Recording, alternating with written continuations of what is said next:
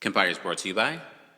Happy 2025. It's a new year and it's a new era for the Kempire podcast. Make sure you subscribe today and make sure that you give us a 5-star review on Apple Podcasts and on Spotify. And shout out to those of you that have left glowing reviews and maybe not so glowing reviews. That's okay too. Thank you so much for the support and sharing our new podcast and everything that's to come. We don't just recap all the things that you've seen already on our YouTube channel. You also get special exclusive episodes and sometimes additional thoughts to the live recaps that we had on YouTube. So make sure you subscribe today and make sure you give us a 5-star review. Thank you in advance. You're listening to Kempire here on the Kempire Radio Network. Oh, goodness. Oh, Lord. Happy Friday, y'all.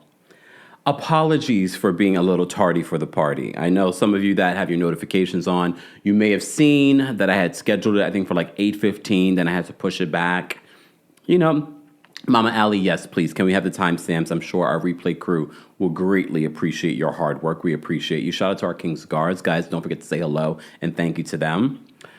I had to push it back because, you know, I wanted to eat. On a Friday night, I'm doing a live. I want to make sure I have my dinner. Well, dinner was delayed.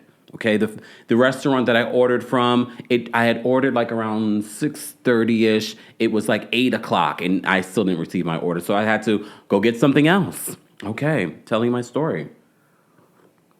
So obviously I had to push back my live, okay? So I ate a little something. I needed to prep, because doing a Hot Topics live is not just something you just come up on here and do. You must do your research. You must prepare. You must read. You must do the things. Then you have to figure out the technology. I have to get the pictures and things like that ready for you, okay? All right. And normally these aren't a normal scheduled live, okay? We don't normally have Friday night lives. We've been having them recently. Don't forget, next Friday, there won't be a live, but I will be live in person in Washington, D.C. for the Kempire After Dark show. Low ticket alert on general admission. Low ticket alert on the meet and greets. If you want to meet me and take pictures, go get your tickets today. More information is available in the description. But New York City, we have our live show next month, Friday, February 21st. Go get your tickets for that. There is a live stream option for that show exclusively. Okay? Danny says, "Oh, don't play with the tourist and his food." No. So as I'm preparing to get here live, because we're live on multiple platforms. I'm on Twitter. I'm on TikTok. Woo, TikTok. Okay. And mind you, I've had a very busy day. I know you think this is all that I do, but no, I had a very busy day running around doing things, okay? Also taking care of my health. So I'm coming, Xenia says, y'all gonna learn to leave this man alone in his villain era. Tell him, Xenia. So I randomly see Nina's comment in the live chat. She says, "Come on, Kempire, this is fun, but it's still work. Every live I catch, you're always late." Shaking my head.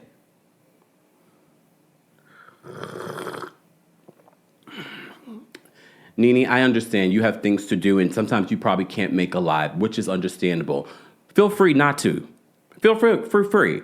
I'm not sitting here twiddling my thumbs. I'm not sitting here, just having a good old time. I'm preparing so that the show that people love to watch, that's professionally given to you, is given to you professional. And it's not, oh, I can't find this. I can't do that. So I appreciate your patience. Because what we're doing here is not things that can be prepared weeks in advance. These are not those types of videos. These videos are literally, oh, this news broke earlier today or a couple of hours ago. Nini probably just disliked the video. It's okay, girl. It's all right. But I understand you have things to do as well. Go on and do them.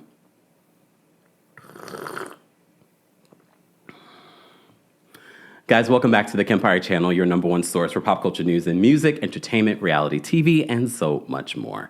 As always, don't forget to like the video or dislike the video. It's your choice. Either way, I'm still going to be here. I keep telling you I'm in my villain era. Don't play with me. All right, let's get to the hot topics. TikTok is officially banned. I mean, it's been officially banned. It's been officially banned, but the Supreme Court is upholding it. So let me give you an update on that. There's a lot that we have to talk about. Okay, before we get to that, Trump's inauguration, because we're going to have record temperature numbers that are going to be happening here across the country, but also the East Coast. We're going to have record freezing, snow. So the inauguration is going to be held inside. We also found out that Nelly and Snoop Dogg will be performing at the inauguration, reception, whatever that's called. Just letting you know the news.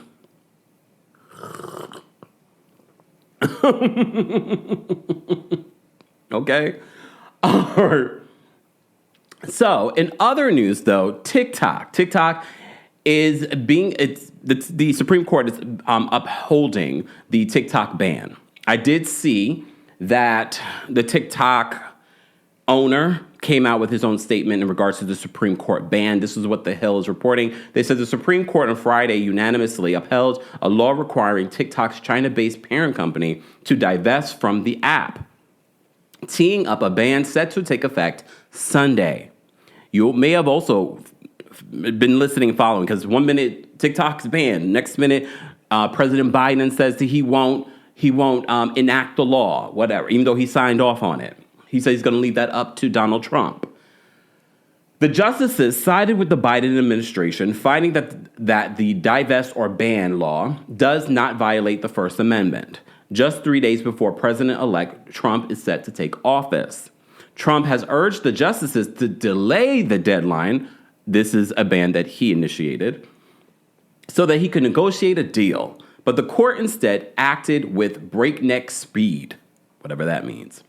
However, the Biden administration does not plan to enforce the law ahead of the inauguration, ultimately leaving the decision to Trump and seemingly allowing the app to stay online for the time being. There is no doubt that for more than 170 million Americans, TikTok offers a distinctive and expansive outlet for expression, means of engagement, and source of community, the court said in its opinion.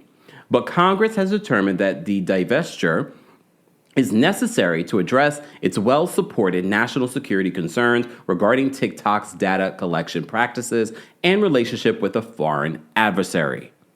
What about indicted Mayor Eric Adams' foreign, having relations in being allegedly in cahoots with a foreign adversary?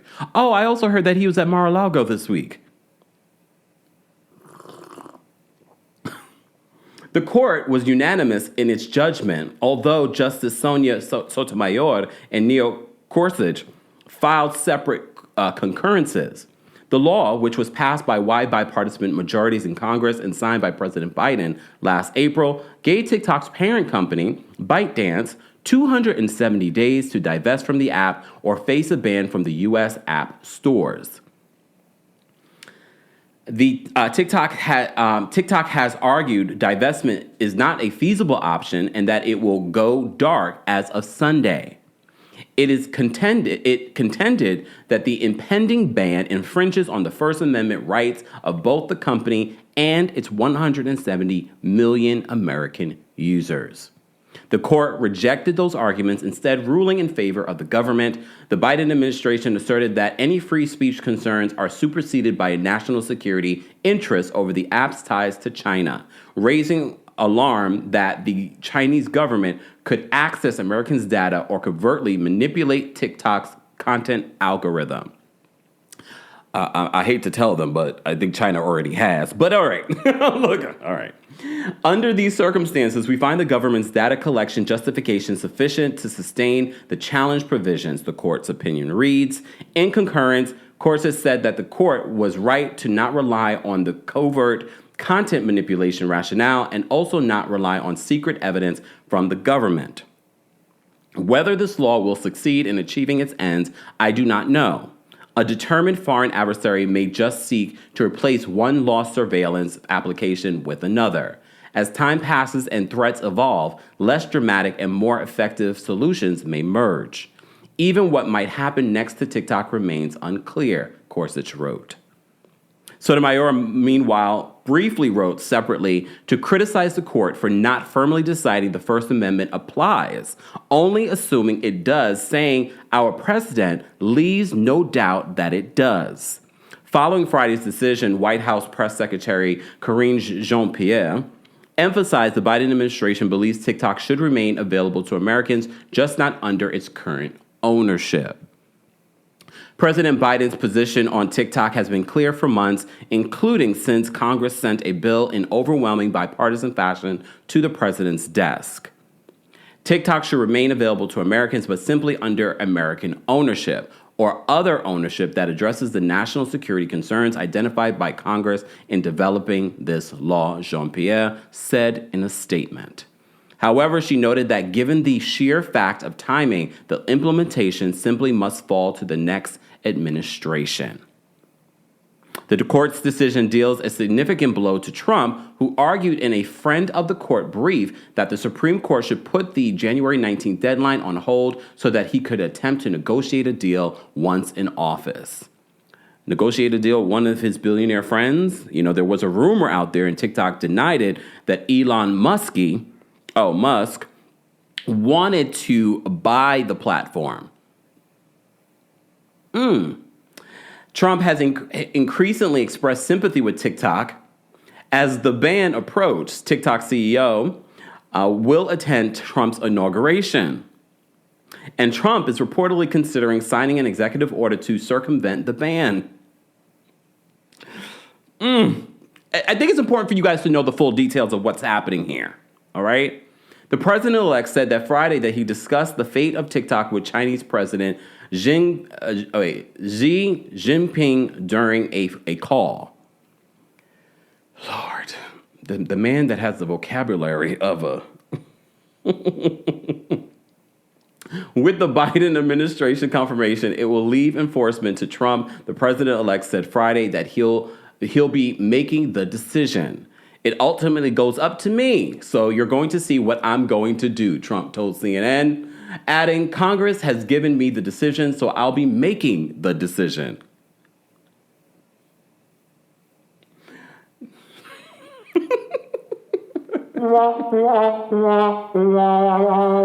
I just wanted to give you guys a full scope of what's going on with TikTok, because I do know that there are a lot of people that rely heavily on TikTok as a means of expression, but also as a means of promoting their businesses. But I'm not surprised, because literally I was live a few days ago and I got a random warning. We had just started the live here on YouTube, and a random warning on TikTok. And I told you I know plenty of content creators that were huge on TikTok at one point, and TikTok basically banned them, and then their means of income disappeared and they never returned to the app. They're probably on other platforms. So I just thought it was sort of kismet that this was happening to their billion-dollar platform. At the end of the day, my main concern are with the other content creators on TikTok, and I say this as someone that has nearly 400,000 followers on TikTok. We're going to continue to follow this story. It looks like the owner of TikTok is willing to do whatever he needs to do to be in the pocket of the Trump administration so that his platform doesn't disappear. Which, at the same time, I'm sort of like, now I don't even know if it should stick around. Everybody and their mama are getting in line for this new situation that's coming into our government here in the United States. But I'm going to watch and see. You didn't come here for that. But when pop culture crosses over into politics, we got to talk about it. And we have a pop culture president. Okay? All right. Moving on. Exactly. Jesus is King says, yes, I watched CNN. Kevin O'Leary from Shark Tank wants to buy it. He wouldn't buy it himself. He would probably buy it along with a few other companies, or one other company, I believe he had mentioned. So he has expressed interest in it, but the owner of TikTok is not interested in selling TikTok to an American business. I will say this, though. There are a lot of people invested in TikTok being taken over by an American company, both politically and in the world of social media. We have to remember, TikTok in their short form content has forced other platforms to invest in short form content. We've seen it with Meta. We've seen it with YouTube. They have been forced because of TikTok's popularity. TikTok's website was like the number one search website. I don't remember. We talked about this on Tuesday Takeover maybe last year or the year before, how it beat out Google. So TikTok has been a threat to these major companies. So if TikTok is removed from the United States, that is a major win for these other trillion-dollar companies. It's something to keep in mind. But like I said before, here I go twerking on a fence. This is what I mean by twerking on a fence. You're like, okay, but so what's good? What's bad? I'm trying to tell you all sides, okay? But now hearing that the TikTok owner is doing what he can with this new administration to keep ownership of this makes me still concerned. Makes me still concerned about the platform and what it used to be. What it was when I first started on TikTok is not what it is today. But it still has allowed a lot of content creators, a lot of people, a lot of Americans, a lot of people that are here in America to have financial independence. And I understand the threat of that is scary. It's scary. So I hope that whatever the decision is, it works out for those individuals. All right. Where do I want to go from here? I'm going to start. I thought I might start light. Apparently not. All right. We'll go to Real Housewives of New York because I know a lot of you don't care, but I've been wanting to talk about the Real Housewives of New York's reunion looks. Did you guys see them? So as you know, we've been recapping Real Housewives of New York briefly before our Real Housewives of Salt Lake City recast. We did it yesterday. If you missed our Salt Lake City recast, we had a time. We were live for like almost 3 hours. 3 hours.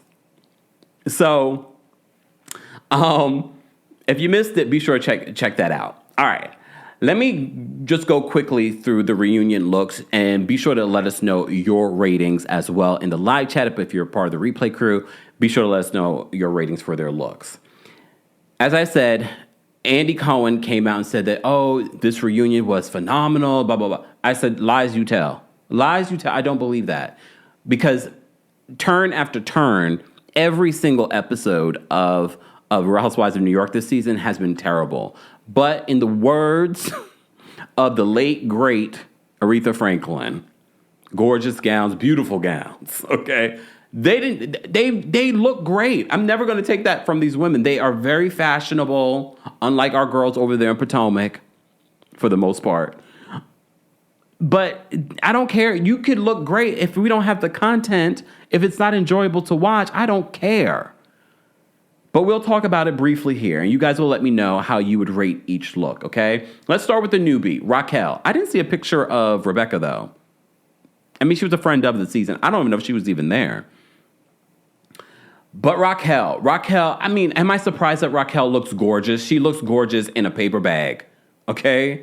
She looks gorgeous in a paper bag. But she got some Carolina Herrera. This is the only designer that I know. I didn't have the designers in front of me. I apologize. It's just not worth my time tonight. Okay? But she looks amazing. From her hair, her makeup. This is a 50-something-year-old woman, I believe. Right? Is she like the same age bracket as Jenna Lyons? She looks gorgeous. The makeup, the jewelry, the dress, the skin. She's gorgeous. Okay? Gorgeous. 10. I'm giving her a 10. She looks great. She looks great. Okay? Kay said hair is a no. No, I like it on her. For me, if you know her personality, unfortunately, I know her personality because I've been watching this season of New York. But her personality, it's very fitting. And she is carrying it. Again, when we watch the reunion, oh, yes, I will be watching the reunion. I watch the entire season. I might as well watch the reunion. Okay? But seeing their outfits in motion will be interesting. I believe this is a dress. Someone says this is a jumpsuit. No, I think this is a dress. But who knows? Who knows? She looks gorgeous, though. I like it. The theme seems to be black and gold. Okay? All right. Let's go to Jenna. Jenna decided to wear a bathrobe to the reunion. Look, Jenna Lyons comes from the world of fashion. So it's no surprise to me that Jenna is going to be innovative, be different. She did it at the last reunion by wearing jeans, and this time she wants to wear a bathrobe and look like a rich man. I think she looks great.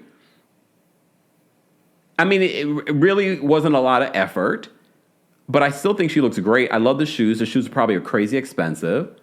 I mean, the robe looked crazy expensive too. I do think that it was a little lazy, especially for someone like her. But also, I think that she has always been a trendsetter in regards to what she used to do at J. Crew. So it's no surprise to me now. People are going to be like, I never thought of that. That's not typical for a reunion look, but I like it. So I'm not going to give her a 10, but I'm going to give her a 9, a strong 9. I think she looks good. Yeah, that's a robe, y'all. That's a robe. You know those robes are expensive, though. All right. Erin, as you know, is pregnant and was quite annoying during the season. I've seen this dress on multiple other people. I think she looks good, though. I mean, hair and makeup look great. The dress, I'm like, okay. I mean, last season she wore something very, short. I think she looks okay. Look, I mean, she's pregnant. I think she looks okay. I'm going to give her a 7. If you had to rate Erin's look, how would you rate it? I think she looks good. All right. Look, all right. All right. Let's go to Jessel. But Jessel has really upgraded her fashion ever since last season. Like, every look, okay? Look, I never know what I'm going to get from Jessel. You know, sometimes she'll give us, a traditional Indian, sari or something like that. And she'll give us something like modern version of it. But at this reunion, she decided to give us a little, Jessel, I told you yesterday when I recapped Real Housewives of New York, she has grown on me. I like her. I think she's probably the only one being authentic on this show at this particular point, or one of the few being authentic. I think I love the short bob on her. Her skin looks incredible. I like this dress. I'm loving it looks great. Like they're going to the Met Gala. I think she looks great. I'm going to give this a 10. This is a 10. She's been giving us 10 looks all season. She probably also had a photo shoot after this. That was a joke if you watched The Real Housewives of New York. I know a lot of you haven't. I love it. I think Jessel looks great. I think Jessel looks great. Great. All right. Let's go to Sai. Okay. Sai is supposed to be a fashionista. Sai is supposed to be the fashion influencer on this, cast. And every once in a while on the show, I'm like, okay, Sai looks cute. But as the person that's supposed to be the influencer, the fashion influencer, she's fallen flat since season 1 for me. I don't think she looks bad. Like, we're not talking Potomac bad. But for the person that's supposed to be the influencer, it's okay. It's not incredible. It's in with the theme. It does give old school, Housewives. Does look like she's going to a ball. But it's just okay. It's not bad though. It's all right. But if I'm going to grade on the in comparison to the other looks, she falls short. So I'm going to give her a 6.5. I'm going to give her a 6.5. I feel like the dress is eating her up too. Because she's a small woman, and this is a huge dress. And I feel like it's eating her up. All right. Let's go. Okay, where should I go? Okay, I'll let you guys decide in the live chat. And on TikTok and on Twitch and Twitter. You guys let me know, who do you want to see first? Do you want to see Uba, or do you want to see Brynn? Let me know. I'll take a sip. Because the fans have been dragging some folks on social media. Okay. Uba or Brynn? Let me see. Nicole Max says, how is Sai going to sit down? That will be interesting to see. Nye says, Kemp is being nice tonight. Am I? I really like their looks for the most part. I'm seeing a lot of Uba. Bernie says it's giving, I love it, it's giving Wicked Witch vibes. In regards to size look, okay, everyone's saying Uba. All right, let's do Uba. All right. Damn, Bryn, no one was even, they don't even want to see your look. No one wants to even see your look, Bryn. Let me show you Uba. Okay, Uba, come on.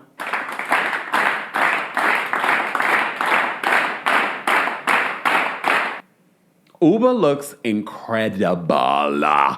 The body is bodying. She knows how to pose because she is a model. Naomi Wish, Giselle Wish. This is a 10. She looks great. I love the shoes. I love the dress. I love that the dress is just covering her entire, like she's giving Storm. If Storm was going to the Met Gala. Like she's not trying too hard. She looks great. I love that she's back to her beautiful, luscious black locks instead of the blonde that she was trying during the season. Her makeup looks great. She's gorgeous. We already know she's gorgeous. But I love this, and I love that she has a touch of gold on her wrist. Okay? She looks good. 10. Uba gets a 10. All right. We have to show her. I know you don't want to see her, but we have to show her. Jean says she's giving rich. And she tells you that she's rich. I need her to stop that. Bryn. Oh, damn, Bryn. Look, I actually like Bryn's dress. I think it's a nice throwback to, a time. I think it's a great look. Great, she has the body for it. You can see that there is a hint of seeing her body under this dress. I like the dress. And the hair is to kind of go with that same era. And you guys are mean for zooming in on her face, thinking that people did something to her face. No, that is the ugliness that's inside her coming out.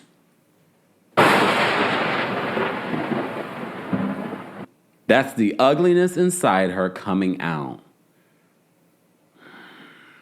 Damn, girl. Look, damn.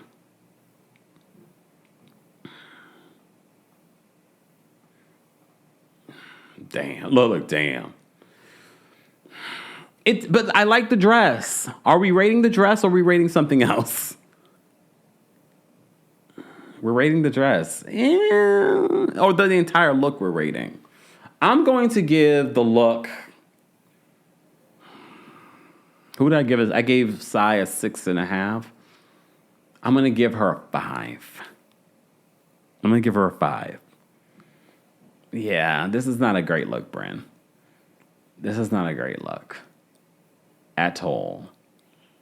Oof. But I'm not surprised.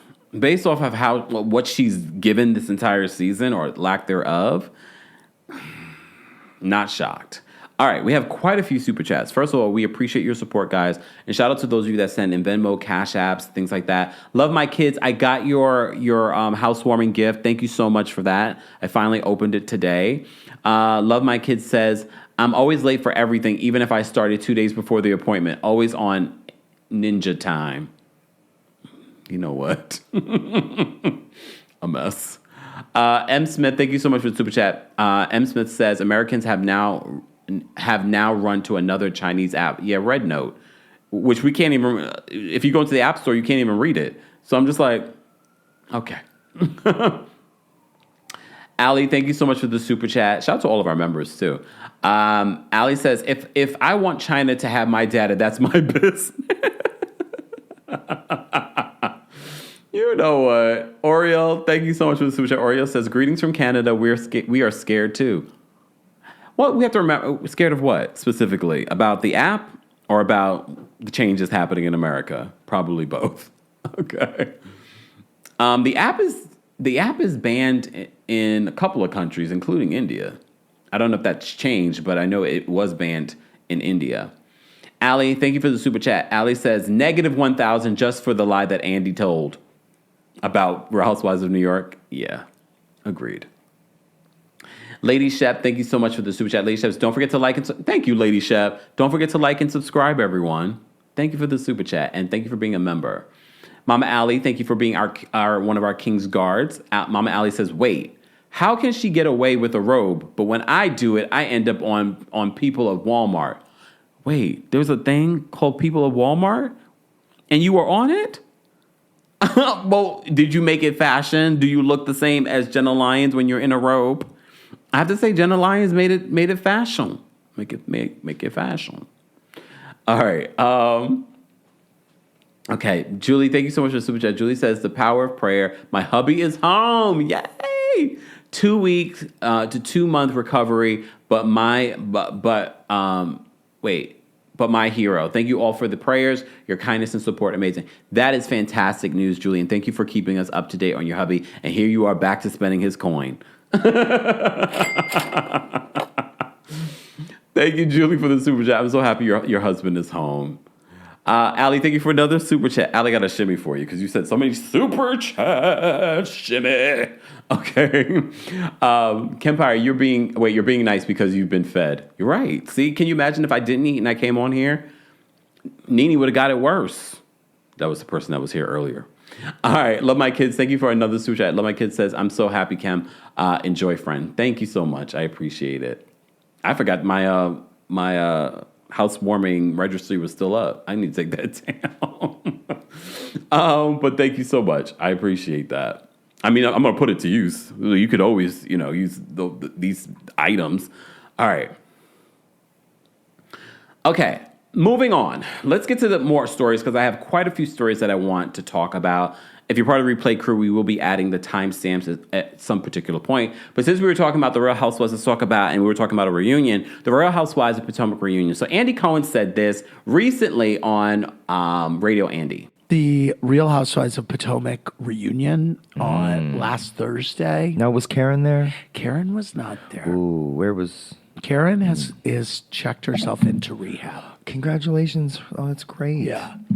Now... Oh, God, what do I give away? I will say this.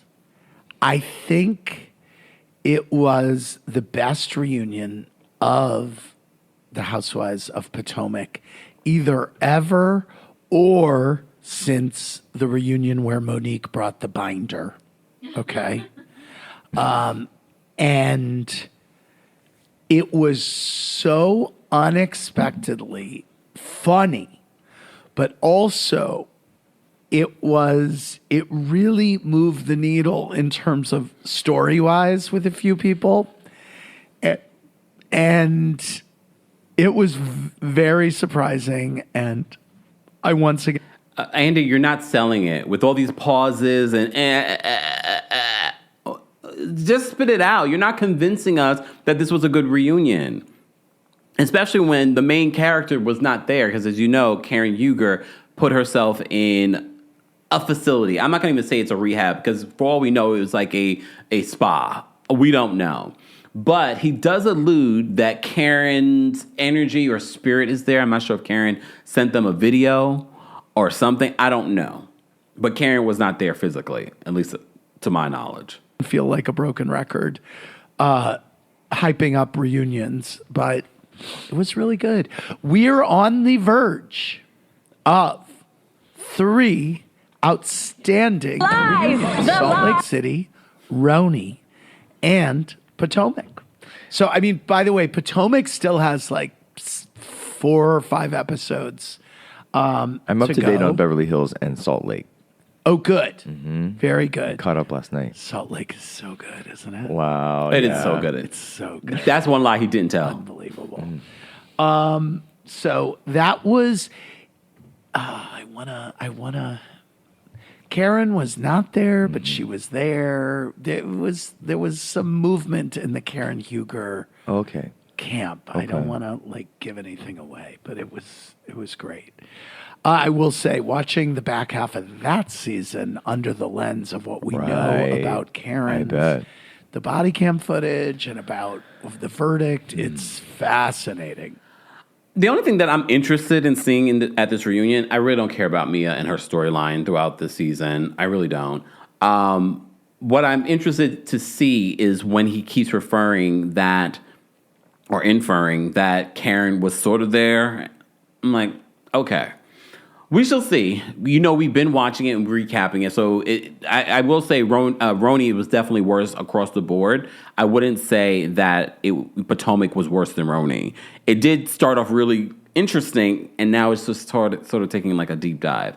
And I think when you see something like Real Housewives of Salt Lake City, it's like, it just doesn't compare. It doesn't compare.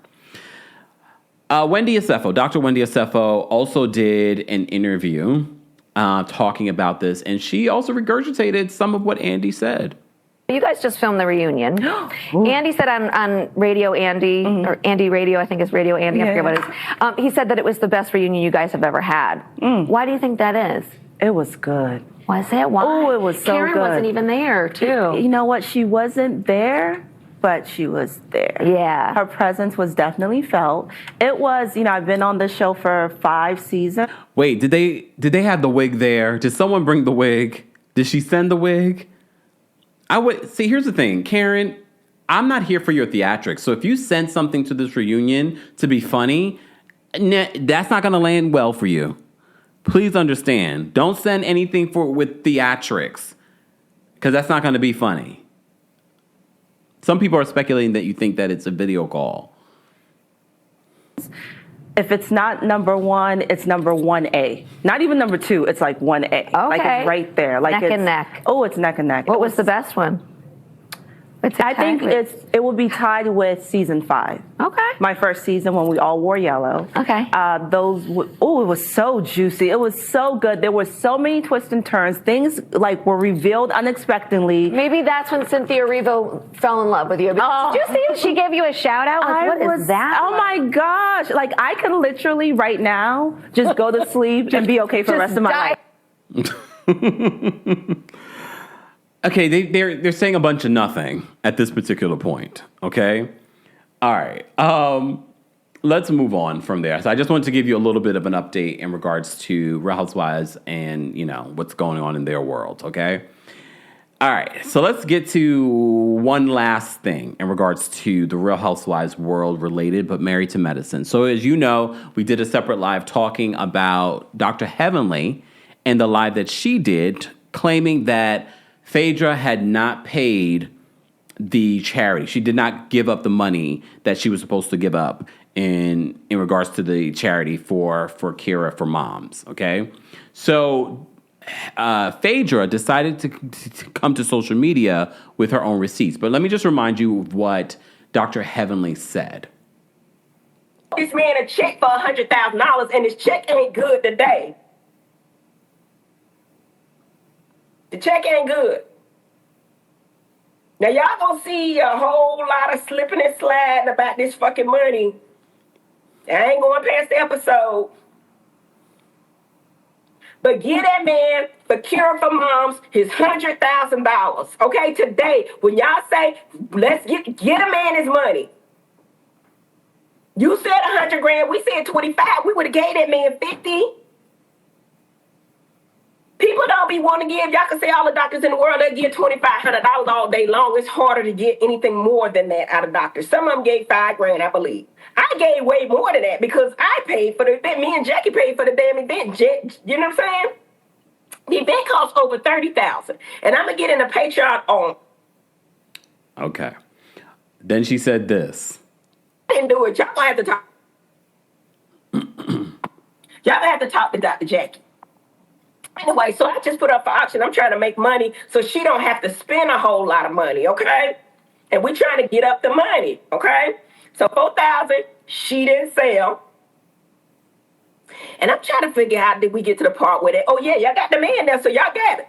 Now, the interesting thing about this, and I'm gonna go on into it more on Patreon, evidently Phaedra put this man up as a prop because this man really thought that they charged that man car for real.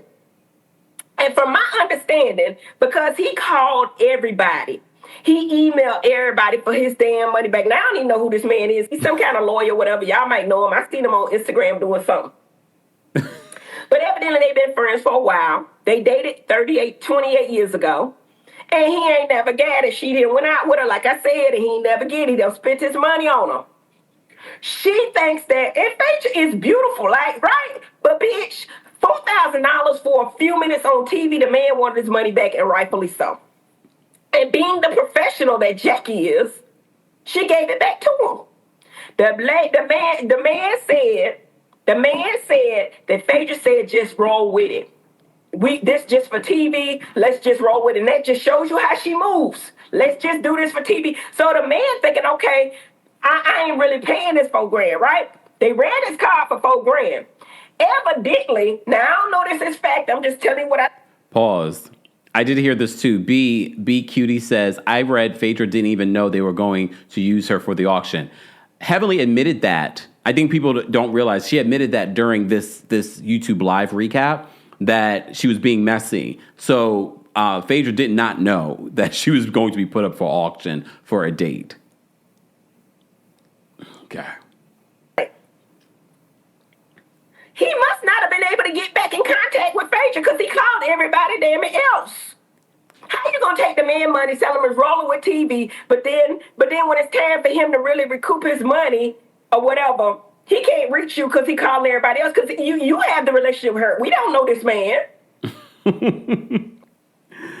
Look, I think this is a big deal because you don't want to have a charity event. First of all, the charity event, everyone agrees, the charity event, how it was done, look lackluster. I'm going to use the words lackluster, the word lackluster, and not other things that people have said, okay? You guys can fill in the blanks.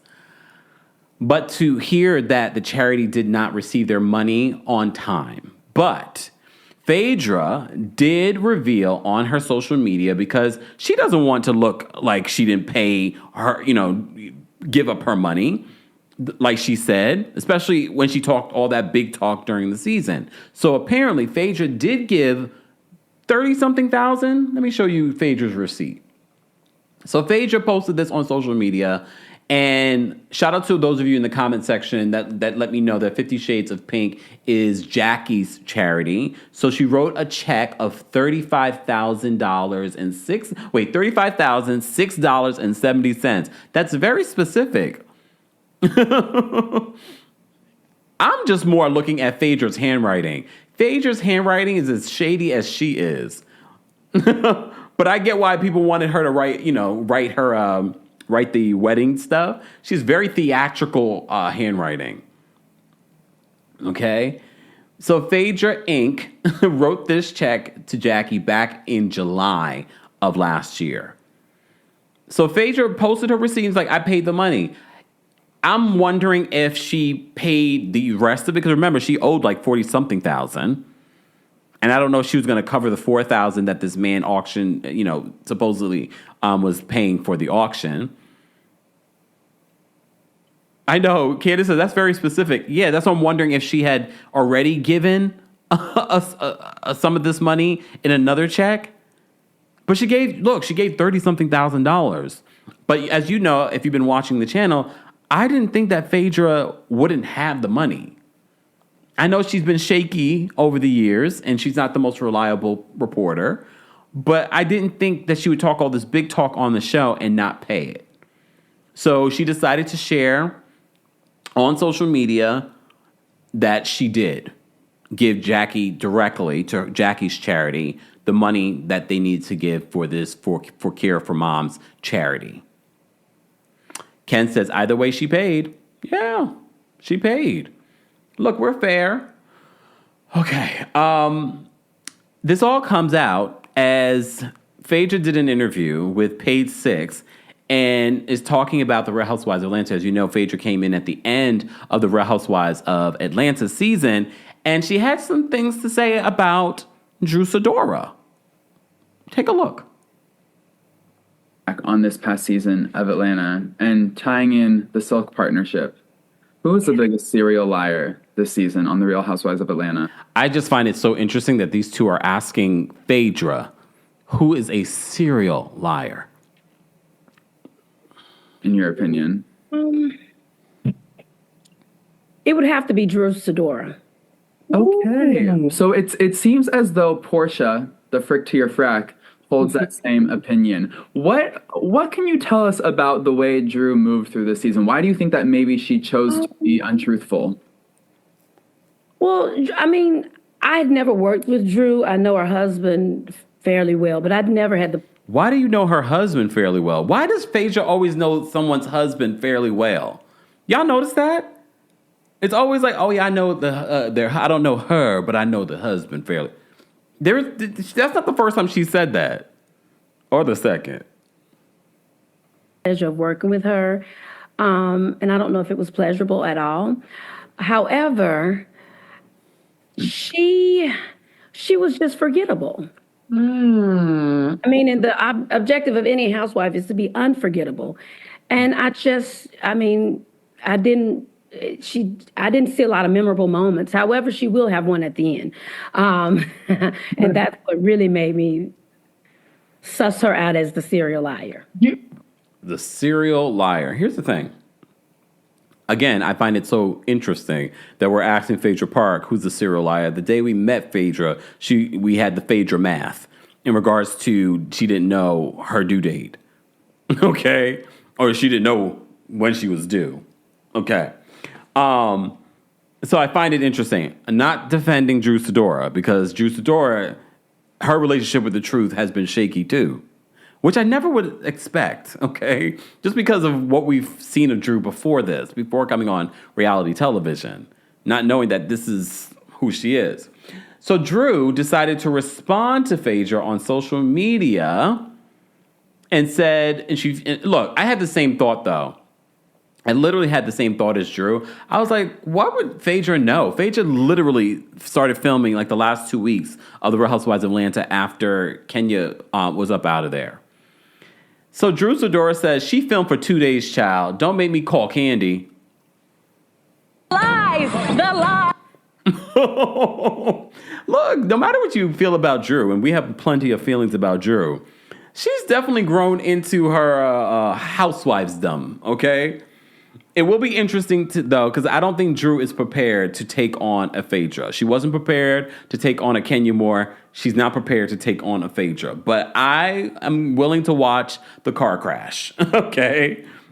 But I agree with her. Literally, that was the first thought that came to my mind. I was like, why would you have anything to say about Drew Sidora? You literally came around like 2 weeks later. But Drew probably was Drewing, okay? But anyways, so that's your Housewives update, okay? Can we move on to some more pop culture news? That's what we're going to do. Mama Allie is keeping the timestamps, guys. Don't forget to like the video. It's easy and it's free. And don't forget, you can hear an audio version of our live recaps and special episodes on the Kempire podcast. Subscribe today if you haven't subscribed already. All right, let's give you an update on this Justin Baldoni and Blake Lively situation. You know Paige Badgley from You on Netflix? So I randomly saw like a random like TikTok or something like that, and they were talking about. Remember, he's also from what's the name of that show that they all were on? And why can't I think of the name of the show that Paige Badgley and Blake Lively were both on? TikTok, help me. I can't remember. It's on the tip of my tongue too. I'm like, I see it. I watched it. TikTok, you're failing me. Not One Tree Hill. You know what? I'm a gossip girl. Thank you, Jasmine. Someone said One Tree Hill. Ken's, thank you. Ken says, I love the podcast. They get me through work. Thank you, Ken's. Here, okay. So, Mary says, Daddy, Paige, Pinbat. I can't even think right now. Anyways. So apparently he doesn't follow Blake Lively on social media. So it makes me wonder, like, And you know I love me some him, and I love you. Their final season's coming, and I think in April? That seems so far away. I love the show. It's had its ups and its downs, but I love the show. So let me give you an update, because you know that Blake Lively filed a lawsuit against Justin Baldoni and the creator and production company behind their movie It Ends With Us. And look, a lot of people have taken sides. A lot of people are still dogging out Blake Lively. Well, now Justin Baldoni has filed a $400 million lawsuit against Blake Lively and Ryan Reynolds. All right, so the NPR writes this. It says, actor and director Justin Baldoni and the company he co-founded, Wayfair Studios, has sued It Ends With Us co-star Blake Lively and her husband, along with their publicist, Leslie Sloan, for $400 million in damages.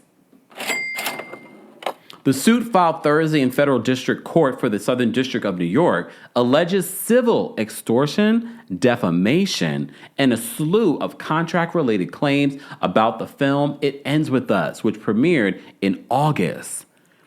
This is crazy. This is all stemming from a film, y'all.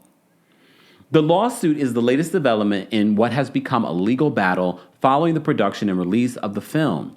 In December, Lively filed a complaint to California Civil Rights Department alleging that she had faced sexual harassment and other unwanted behavior from both Baldoni and the CEO of the production company, Jamie Heath, who also served as executive producer of It Ends With Us on the set of the film. She followed up with a lawsuit alleging that despite written agreements that the behavior would stop and she would not be retaliated against, Baldoni and the studio hired a crisis PR firm that launched a, quote, smear campaign against her image, planting content on social media and in the press designed to eviscerate Miss Lively's credibility. There were also text messages that were shared that corroborated some of what she was saying in her lawsuit. Jamie Heath, it Ends With Us LLC, and publicists Melissa Nathan and Jennifer Abel were all named as defendants in the lawsuit and are plaintiffs in the suit filed Thursday. So that's interesting. The publicists are also plaintiffs. Baldoni, along with his and Heath's publicist and a contractor, have denied any harassment or wrongdoing and instead paint the conflict as a creative struggle for control of the film between its two lead actors. Because you may remember towards the end of the filming, Blake apparently had rewrites that she wanted to do, and that was incorporated in the film. You also may recall in this whole battle between Justin Baldoni and Blake Lively, some of the cast have taken Blake's side along with the author of the book. Just giving you the full story, okay? I'm not choosing sides. I don't know these people.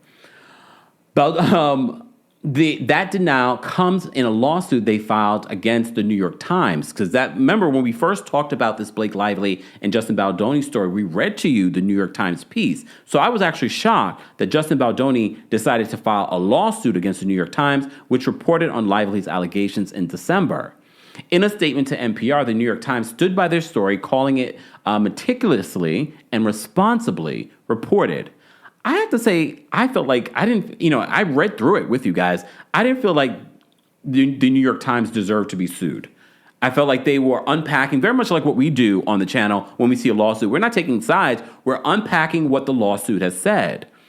They corroborated some of the information that was in there, but I kind of looked at Justin Baldoni like, why are you suing them? Baldoni, along with his, it was based on a review of thousands of pages of original documents, including the text messages and emails that we quote accurately and at length in the article, reads the New York Times statement. The New York Times confirmed to NPR that they, quote, plan to vigorously defend against the lawsuit. I wish him luck with that, Justin Baldoni. I feel like that was a waste of time. Especially because they have well, maybe they don't. I don't know. A lot of these media outlets, no matter how reputable they may be, sometimes are used to fight in the world of the media, in social media, in the public, against whoever they're coming after. Some of these people are bought and paid. Some of these media outlets are bought and paid. A lot of these media outlets are bought and paid. Some of y'all think I'm bought and paid. That happened the other day. Someone says, when I was covering the Twitch story, the Stephen Boss story, somebody's like, it seems like you are bought and paid by Allison. Because I don't agree with you?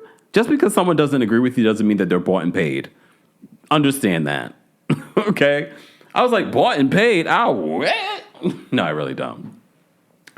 All right. So the lawsuit filed Thursday by Baldoni, Wayfair, and their publicists reiterates the argument that the conflict with Lively emerged from a creative struggle, describing how what allegedly began as a positive working relationship between Lively and Baldoni took a turn throughout the production process of It Ends With Us. Is this movie even worth watching? Can y'all tell me? I know it's on Netflix. Is it even worth watching? I heard when it came out, they lacked chemistry on screen. But the movie did well.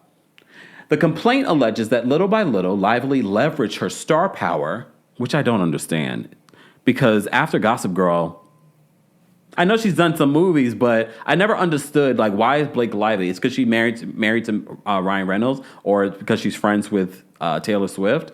I never understood that. She hasn't really been in any blockbuster movies since then, since Gossip Girl. Look. But this movie did well. It ends with us and all this drama. Okay. The complaint alleges that little by little, Lively leveraged her star power to push for creative input beyond what is usually granted to an actor, which is what happened, including by taking over wardrobe decisions, rewriting scenes, creating her own cut of the film. All of this is fact. And eventually demanding that Baldoni be excluded from promotional materials and events.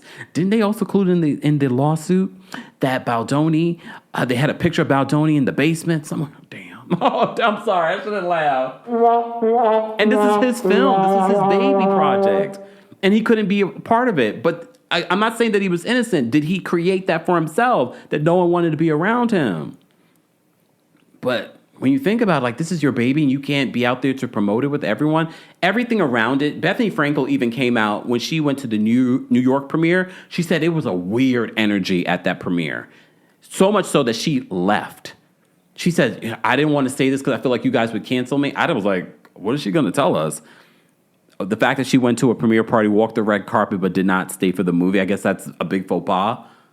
That would be me. I'm like, I don't feel like staying. Anyways, so they continue in regards to this Justin Baldoni lawsuit. The lawsuit vehemently denies that Baldoni, the CEO, or anyone else on set engaged in sexual harassment or any other inappropriate behavior towards Lively or her team. Instead, it alleges that Lively and her husband, Ryan Reynolds, led a string of extortionate threats to tarnish Baldoni's image. The lawsuit is a legal action based on an overwhelming amount of untampered evidence detailing Blake Lively and her team's duplicitous, I love that word, attempt to destroy Justin Baldoni, his team, and their respective companies by disseminating grossly edited, unsubstantiated, new and doctored information to the media, according to their attorney, Brian Freeman, who he said this in a statement to NPR. It's clear, based on our own all-out willingness to provide all complete text messages, emails, video footage, and other documentary evidence that was shared between the parties in real time, that this is a battle she will not win and will certainly regret. In addition to Lively and Reynolds, the complaint names Lively's publicist, Leslie Sloan, and the public relations firm Vision PR, which represents both Reynolds and Lively, as co-defendants. When NPR requested comment on the allegations presented in the lawsuit, Vision PR shared a statement on behalf of Lively's legal team that reiterated her initial allegations and added that Lively was not alone. The evidence will show that the cast and others had their own negative experiences with Mr. Baldoni and Wayfair, they wrote. This is the latest lawsuit from Justin Baldoni, Wayfair Studios, and its associates is another chapter in the abuser playbook. This is an age-old story. A woman speaks up with concrete evidence of sexual harassment and retaliation, and the abuser attempts to turn the tables on the victim.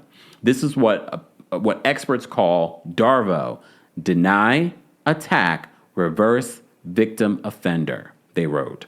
Wayfair has opted to use the resources of its billionaire co-founder to issue media statements, launch meritless lawsuits, and threaten litigation to overwhelm the public's ability to understand that what they are doing is retaliation against sexual harassment allegations.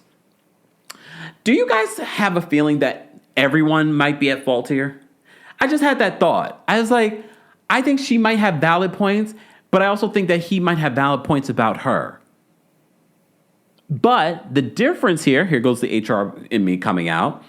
She was an employee under him. So, as you know, employees aren't the ones spearheading this production or this work environment. But this is going to be an interesting legal case. So NPR continues in regards to Justin Baldoni's lawsuit against Ryan Reynolds and his wife, Blake Lively. A significant section of the lawsuit filed Thursday focuses on a document Lively included in her own complaint, a list of 30 demands for the set after the cast and crew returned following the 2023 strikes in Hollywood.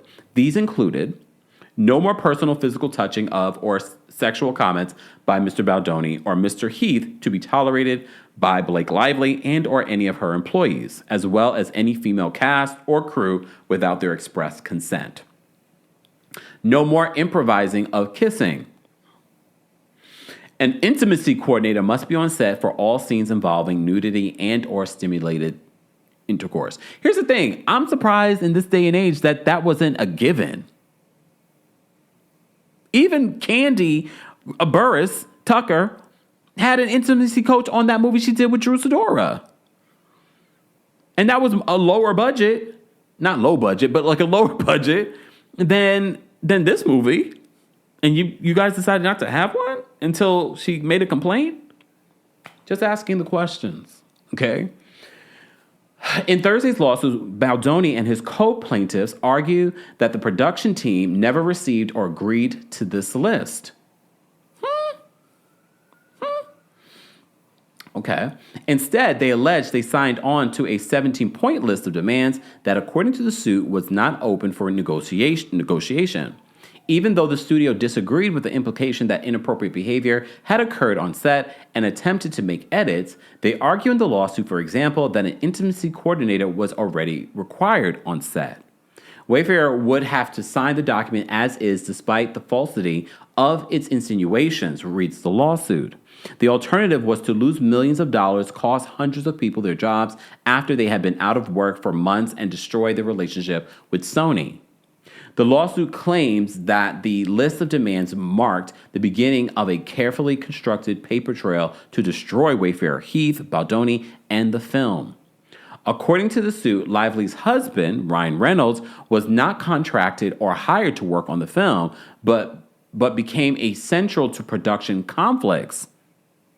In an interview with E! News, the Lively shared that Reynolds rewrote a pivotal scene of the film, which, according to Wayfair's lawsuit filed Thursday, was news to other producers as Reynolds did not have Wayfair's authorization.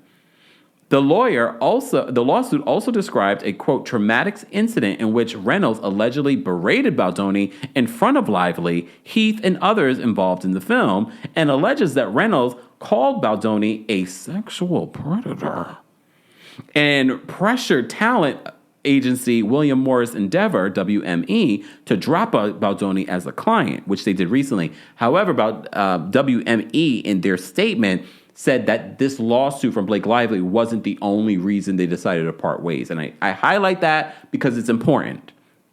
Okay?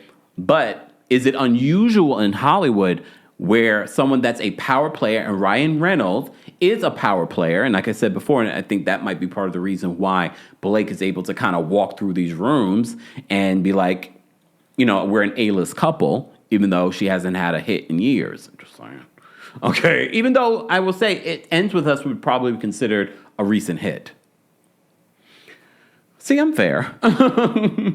So apparently Ryan Reynolds is rewriting stuff, but why would Ryan Reynolds refer to you as a sexual predator? Like, where did that come from? Just asking. I'm asking the questions, okay? NPR has reached out to WME for comment and has not received a response. Though Vision PR provided NPR with a statement on behalf of Lively's legal team, it does not provide any further information about these allegations against Ryan Reynolds. Okay, so after the film's completion, Wayfair alleges that the studio and Baldoni hired a crisis PR firm not to launch a smear campaign against Lively, as she claimed in her own lawsuit, but to be ready in case Reynolds and Lively unleashed their wrath on them. Okay. Lively previously alleged that a marketing plan created by the film's distributor, Sony, encouraged the cast to focus on the upbeat themes of the movie, and that Baldoni and his team privately pivoted from that strategy to focus on narratives of abuse as a way to deflect against brewing speculation about a rift in the cast. In their lawsuit Thursday, Wayfair alleges that Baldoni never agreed with the marketing plan and that he and Heath continuously pushed to recenter the topic of DV. NPR has reached out to Sony for comment and has not received a response. Wayfair's lawsuit contends that the sexual harassment and smear campaign claims are an attack for not only Lively and Reynolds, but also from the studio's own former publicist, Stephanie Jones of Jones Work LLC, who is not listed as a co-defendant. The lawsuit argues that Jones was in an embattled working relationship with Wayfair and Baldoni by the time It Ends With Us was released, and that due to personal and professional conflict with her then employee, Jennifer Abel, she turned over private communications between Abel, Melissa, Nathan, and Wayfair to Lively's team as, quote, revenge. So remember, in Blake Lively's lawsuit, there were text messages that were shared and played all out on these social media streets, which made the situation look very bad for Justin Baldoni and his company. Jones has filed her own lawsuit in New York State court against Abel, Nathan, Baldoni, Wayfair, and several unnamed individuals. This is going, look, I feel like, damn, like this got so ugly. Because I remember, and I know I didn't cover it because I can't cover everything. Before this turned into a lawsuit, I had seen the rumors are like, what's going on with the promotion of this film? Why is Justin Baldoni not, filming with everyone? And then people are like, Blake Lively, it should end with her. Just saying. And when they said that there was a smear campaign, I was like, oh, I kind of believe it, because I remember seeing all this bad press with Blake Lively. Blake, but that bad press didn't hurt the fact that you actually had your wedding at a plantation. That they didn't make that up. That's been out there. But I say all that to say that is your update on what's going on. We're going to continue to follow this story. Be sure to let us know your thoughts, those of you in the live chat and those of you watching the replay of our Hot Topics Live. Don't forget to like today's video, and don't forget to subscribe to the Kempire podcast on Apple Podcasts and on Spotify. While you're there, don't forget to give us a 5-star review. Please, and thank you in advance. Okay? All right. We're going to move on because we have quite a few more things to talk about, and it's already almost 11 p.m. Eastern here in New York City. Mama Ali, thank you so much for the super chat. Mama Ali, in regards to what she was talking about, the people of Walmart, because I'd never even heard of this. Apparently, a lot of you have heard of this. She says, no, I've never been on people of Walmart. I'm not that bad. I didn't even heard of that before. Maybe because in New York City, we don't have a Walmart in New York City. We have to go to like New Jersey. So maybe that's why we don't really know about it. Allie, thank you for another super chat, Allie. Allie says, cheaters will do anything but tell the truth. Damn, Allie. Oriel, thank you so much for another super chat. Sorry, see, I can't do this on the evening news. Okay, wishing you and yours a very happy and relaxing 2025. You give us so much joy through your channel. Please take time for you. 2025 is the year of self-care and not giving an F. Oriel, thank you for the reminder for that. So that means tomorrow, don't expect nothing from me. I want to do some self-care. I got to get ready for my Washington, D.C. show, which is a week from today. A week from today, I'll be in Washington, D.C. for the Kempire After Dark live experience. There are some tickets left. So if you've been waiting, I don't know why. Shout out to the DMV. Y'all showed out last year. Y'all showing out this year. We are almost sold out. I appreciate you guys. My mother says, Google the Kempire. You'll have a blast. Nope. Winter, I have to watch it maybe this weekend, maybe tomorrow during my self-care. I'll watch Young, Famous, and African season 3. I don't know about the face though. What's with the face? Is it not good? Liquidator, is Liquidator still around? I thought Liquidator shut down. Okay, all right. All right, let's move on. Let's move on. Let me give you your Wendy Williams update. Okay, let's talk about Wendy Williams because we've talked a lot about Wendy, okay, this week. So as you know, let me remind you that Wendy Williams did an interview on The Breakfast Club. She also did an interview on TMZ. She also did an interview with Jason Lee. She also did an interview with Don Lemon. She did the rounds this week. And everyone said, Wendy is not permanently incapacitated, which is what the Guardian, Sabrina Morrissey, has said about Wendy Williams in court documents, saying that she's permanently incapacitated. However, in these interviews that Wendy has done, she says that is not the truth. I am not permanently incapacitated. I am just fine. Charlamagne the God over the holidays spoke to Wendy Williams, as you know, before he brought her on The Breakfast Club, says that she sounded great. I've been talking to her for the last couple of weeks. She could return to radio tomorrow. I'm very honest with you guys. I'm not going to shuck and jive with what people want to hear. I'm that friend, okay? I'm the friend that's going to tell you the truth. I'm not going to sugarcoat things for you. Wendy Williams doesn't sound permanently incapacitated by the definition of those words, okay? But Wendy definitely does not sound like Wendy of yesteryear, which is fine.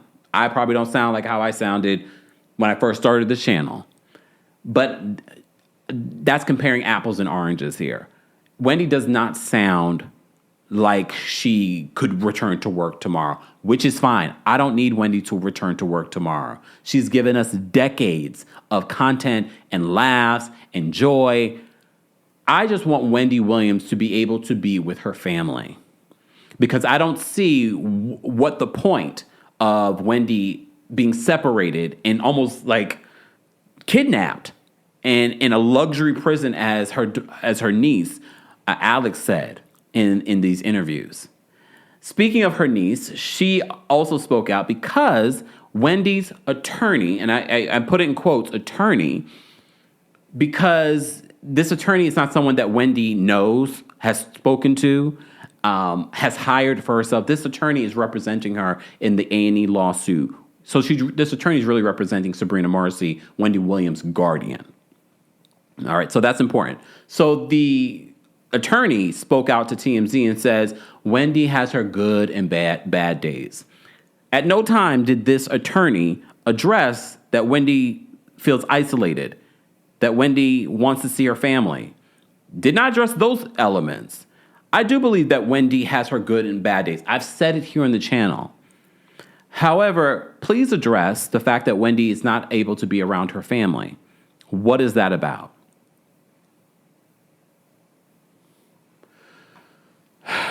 Okay. Chunky says, she sounds different, but she's been through a lot and can't say too much. I know she's not the same, but she's not sick enough to the point where her family can't see her and she's taken away. It's that point. There's no reason for Wendy to be locked up in a room by herself where her family can't call her, where her family can't go to visit her without, speaking to Sabrina Morrissey. I don't understand that. So the family has started a change.org petition. They also have a GoFundMe. And I know some people are like, why do they need a GoFundMe? Because Wendy's money is controlled. They don't have money. They weren't millionaires, her family. She was the millionaire. I'm not buying a free Wendy t-shirt from Tommy, though. No. I trust the GoFundMe. This GoFundMe, I literally got the link from Alex, her niece. So they have a GoFundMe. They've raised nearly $20,000 already. Their goal, I think, is like $50-something thousand. Let me actually take a look again, just to confirm. Their goal is $50,000. They've raised so far almost $20,000 in a span of a couple of days. In the GoFundMe, they say this.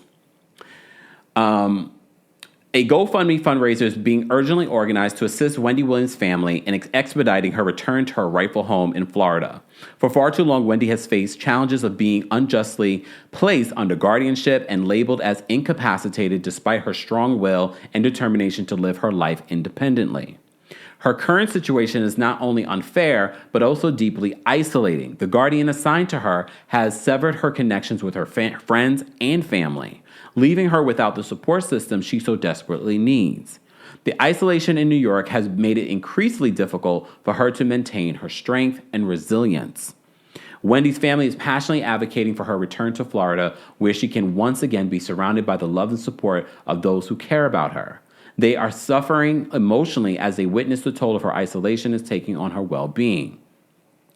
Unfortunately, they have exhausted their financial resources in their fight against this unjust guardianship and are in dire need of assistance to secure legal representation. And here's the thing. I know a lot of people are saying, but isn't her sister an attorney? Yes.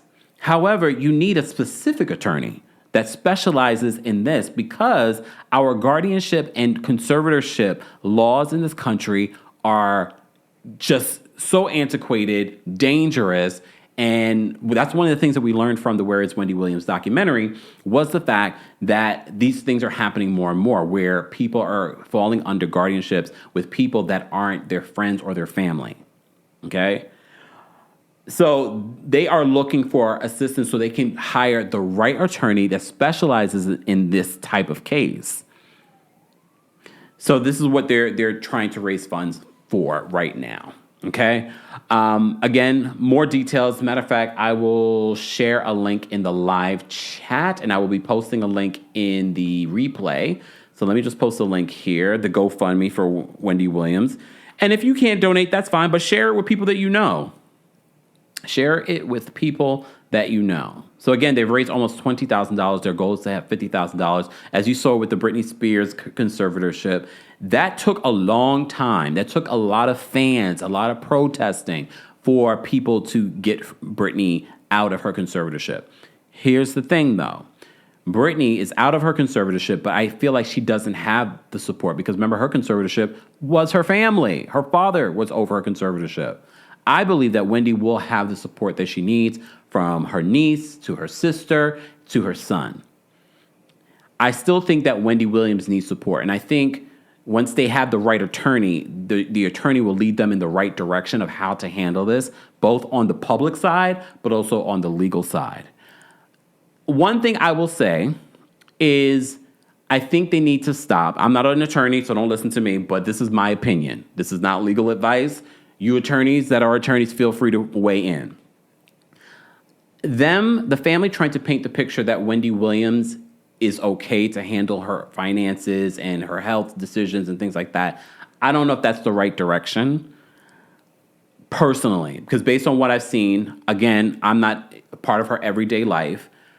I don't know if she is. I still think that she needs to probably the proper support, but I think that proper support should be her family and not Sabrina Morrissey, who has allegedly been accused of an overreaching guardianship in the past. Just saying. I did see that Wendy's niece, after the story came out and the attorney, Wendy's, quote, attorney, spoke out and said that she has her good and her bad days. And this is what Wendy's niece had to say in regards to that. So let me just show you that. So Wendy's niece says on her Instagram story in regards to this TMZ story, she says, lies. I talk to her, meaning Wendy Williams, every day, and she sounds the same every day. I would love to know what they mean when they say, quote, bad days. This is a desperate attempt to still try to make my aunt seem incapacitated. Full stop. I think the scariest thing here is the fact that if this could happen to Wendy Williams, a millionaire, a family that's surrounded around her, it makes me wonder if this could happen to us. And I know a lot of people cite the movie I Care a Lot. If you haven't seen the movie I Care a Lot, it's on Netflix. I watched that like a few years ago. It shows you, and that's why I feel like the Where is Wendy Williams documentary was necessary, because I think a lot of people don't know until they know by watching documentaries and movies like this, that this is happening every day, but with people that don't have a platform, with people that we don't know, that are in these guardianships. We're going to continue to talk about this story. We're going to continue to push this out there. The attorney coming out and saying that she has her good and bad days. Okay, that's all well and good. Why can't she see her family freely? Why can't her family call her directly? Why? You might be wondering why Sabrina Mercy hasn't spoken out. Legally, she can't speak out in regards to addressing what she's being accused of. But we're going to keep speaking up. We're going to keep speaking out until Wendy is able to see her family when she wants to see her family. She did get very emotional during the Breakfast Club interview, and because she was concerned that she might not see her father next month for his 94th birthday. She did comment on Diddy. She says Diddy will spend the rest of his life in jail, and then said Diddy is done.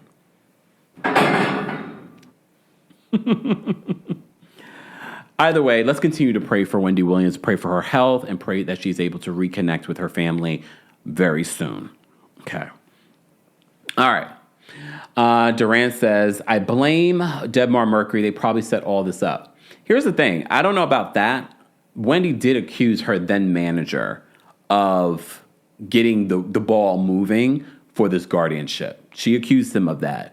So there was definitely a systematic effort to have this happen to Wendy Williams. Okay. Farrah says, I always agree with your take, which is fine. You don't always have to, because we that's natural as humans. I'm sure a lot of people here don't always agree with me. That's fine. It's all about how you share your opinion. Like we don't need to attack each other if we disagree. Okay? We don't need to say like, oh, you're bought and paid. By who? All right. Let's move on. This Drake story. Drake, you are so sad. Drake, what is wrong with you? Like, this has just gotten worse by the minute. Like, you have cemented your place in music history, and you're going out so sad.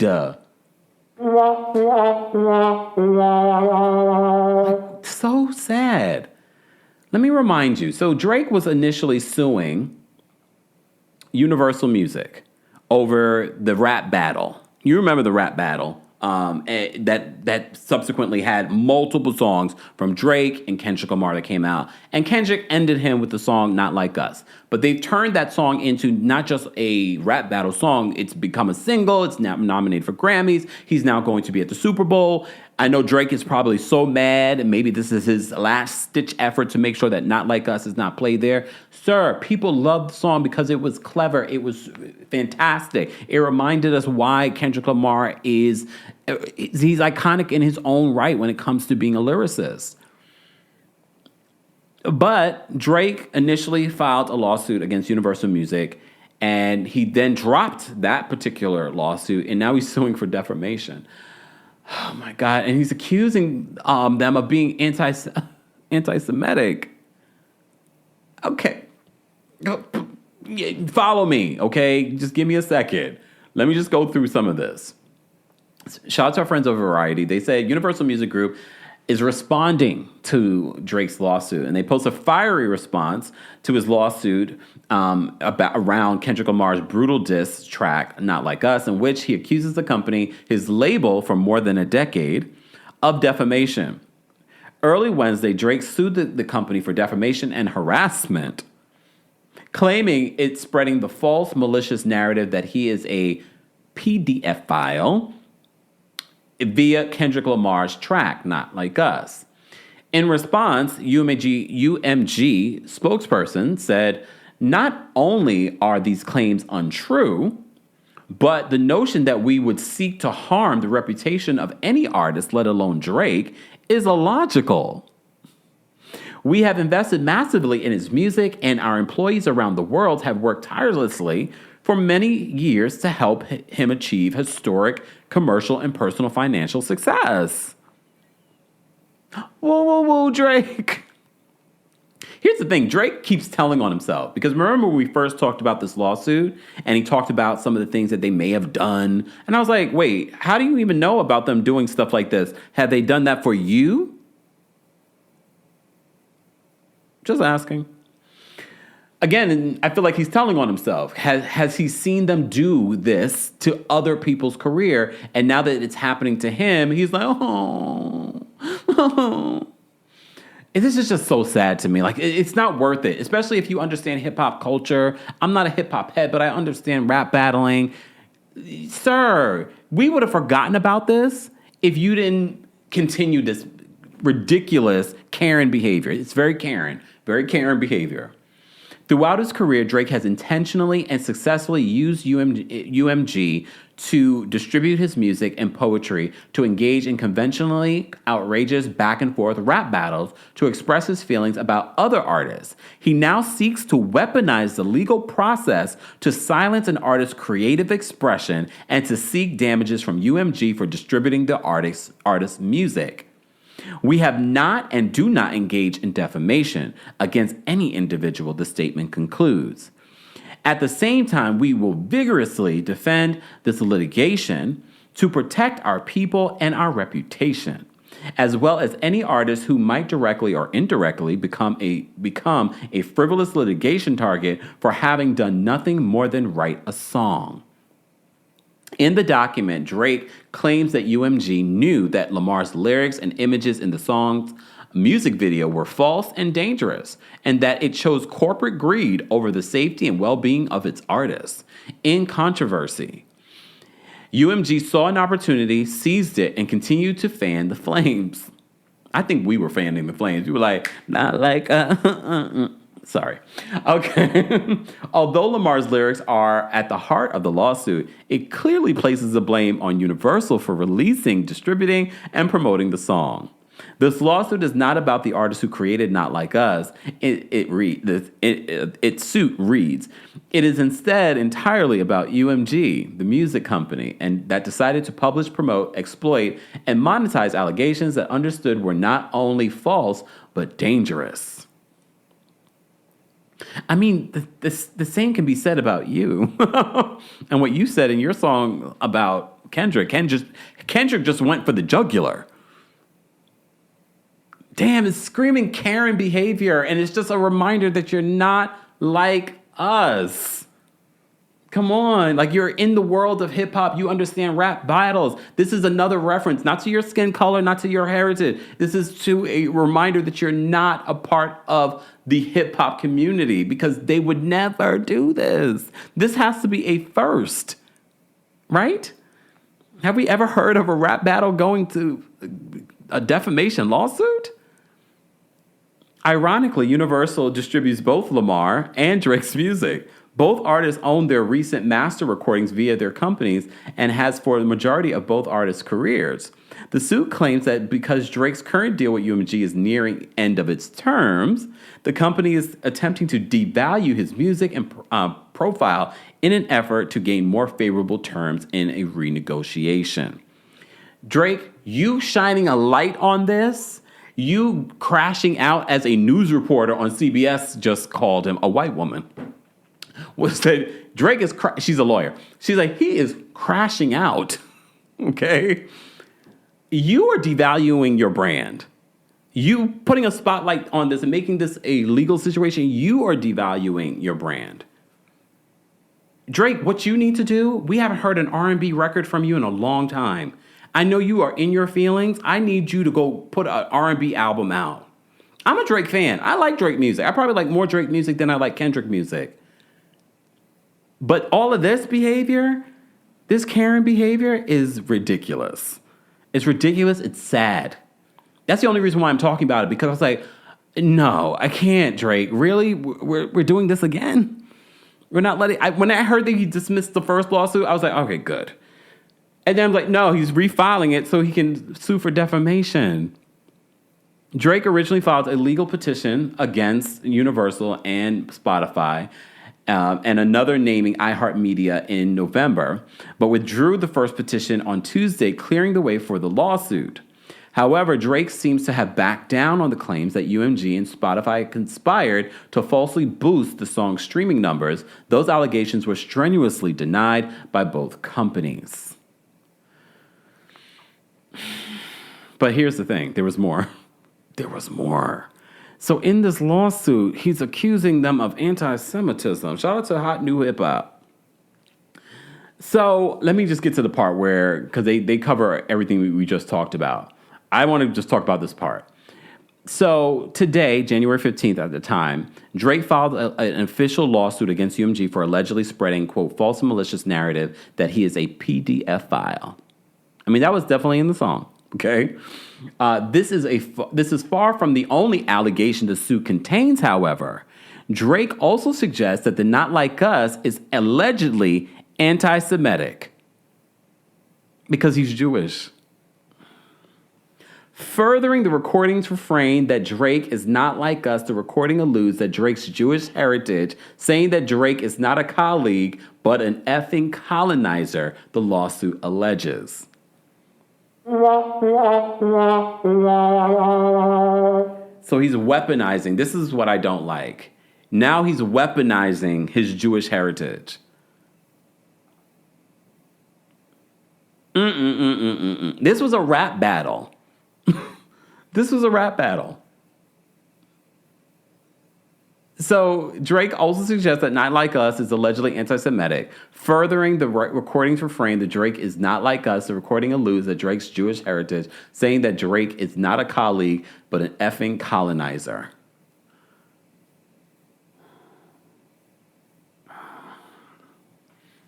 Sad. Yeah.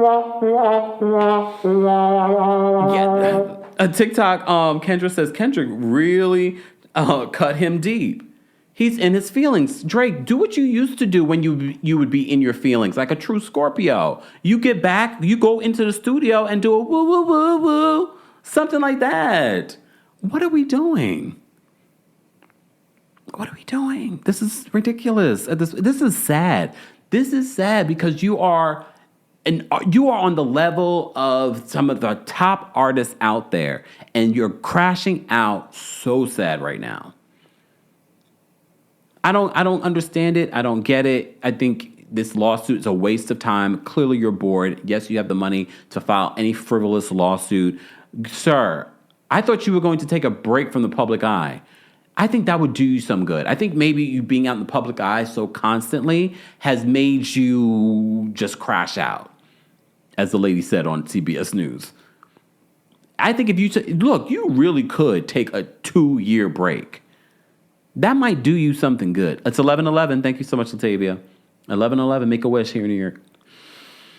My wish is that Drake will stop crashing out and he'll go in the studio and make a new R&B record. I like his R&B. Come on. Judy says he needs a nap. A long one. Mr. Melon Magic says he's crashing out more than Onika. I mean, yeah, Onika didn't take it to a lawsuit. She just crashed out on Instagram. That's cheap. Okay. Kay says, Kim, tell him to put on the Tim boots and sing. He already got those Tim boots on. Just go in the studio, Drake. That's my advice to Drake right now. Take a year off. Go in the studio, write that R&B album. I'm surprised that you even want to renegotiate a deal with UMG. I know they pretty much own like 50% of the music business at this particular point. I thought we had monopoly laws. Yet I see all these monopolies, and not just in music, but just in every industry. I thought we had, no? Okay.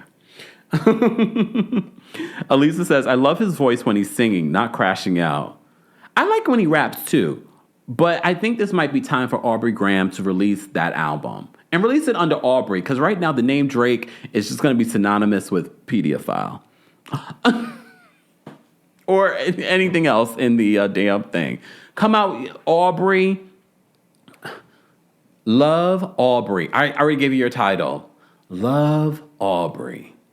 Come on. Tia says The Weeknd wrote them. Well, get The Weeknd back and write those songs. Come on. This is sad. This is a very sad situation. But whoa, Drake. Whoa. Oh, damn. Did I cover everything that I wanted to cover tonight? I think I did. Look at me. Well, I appreciate you guys being a part of our live tonight. If you're part of the replay crew, because I know this wasn't planned, be sure to let us know your thoughts on everything that we covered. Fallon, look, we have like almost 900 people watching on YouTube alone. I didn't see what you said. What did you say, Fallon? Let me know. All right, let me say thank you because we did have a couple of super chats, guys, but you can also support the channel just by liking the video. When you like the video, it not only helps our channel, but it helps you discover other channels, other up-and-coming channels, people that you never have known about. That's probably how you discovered my channel. So don't forget to like the video. It's easy and it's free. And don't forget to subscribe. And don't forget to check out the description for everything Kempire, including our merchandise, our Cameo, our P.O. Box. All this stuff are available in the description. And be sure to thank our King's Guards for holding us down in the live chat and in the comment section. All right. Love Compease, thank you for the super chat. Love Compease says, she has been kidnapped in plain, Wendy. She has been kidnapped in plain sight, and it's so sad. My heart hurts for her. I agree. Because she should be able to see her family. I don't care what her condition is. She should be around her family. Thank you for another. Okay, Love Compease, let me shimmy for the dollars. Sorry. Love Compease says, I am a nurse and they are violating so many patient rights. Isolation is a form of abuse, financial exploitation, emotional abuse. It should not be that difficult to prove any of that just from the doc. It also depends, too, because, there have been accusing that Sabrina Morrissey and the people, the judge over this case, have been bought and paid. As you know, that's nothing new. People are bought and paid all the time. Look at what's happening in our government. People are bought and paid. Laws are passed. Look what's happening in California. I'm discovering so much. I do believe that those were wildfires, but I also believe that some of what could have prevented that was people being bought and paid within our political system. So this is another reason the Where is Wendy Williams documentary was so necessary, because it brought attention to these antiquated, dangerous guardianship and conservatorship laws in this country. So it's not that easy. I know it seems that it is, but these things are still happening. Love my kids. Thank you so much for being a member. And thank you for the super chat. Let me shimmy. Financial resources were drained by these guardians trash people, along with the attorney. In order for her to be in a facility paid via Medicare, she can't own a home, and bank accounts needs to be closed to zero. This is beyond criminal. Well, we're all doing our part by talking about this. So continue to use the hashtag #FreeWendy. Continue to talk about this. We can't let this stop being the conversation. I'm glad the family has taken to major platforms this week to talk about Wendy and Wendy speaking for herself. Okay? All right. What else was I saying? Shout out to everyone in the live chat. We appreciate you guys. Thank you all for being here. I hope you guys have a great rest of your evening. I'm going to take tomorrow off. As long as nothing major happens tomorrow. I'm going to do some self-care because I will be in Washington, D.C. next week. This time next week for the Kempire After Dark Live experience. If you haven't gotten your tickets, go get your tickets today. And then, of course, we're bringing it back to New York City next month. There is a live stream option for the New York City show. Go get your tickets today if you haven't gotten your tickets. I'll see you all in the next one. Thank you so much for being here. Bye, y'all. Thanks for tuning in to Kempire here on the Kempire Radio podcast. As always, don't forget to give us a 5-star rating on Apple Podcasts and on Spotify. And for everything Kempire Radio, head on over to KempireRadio.com.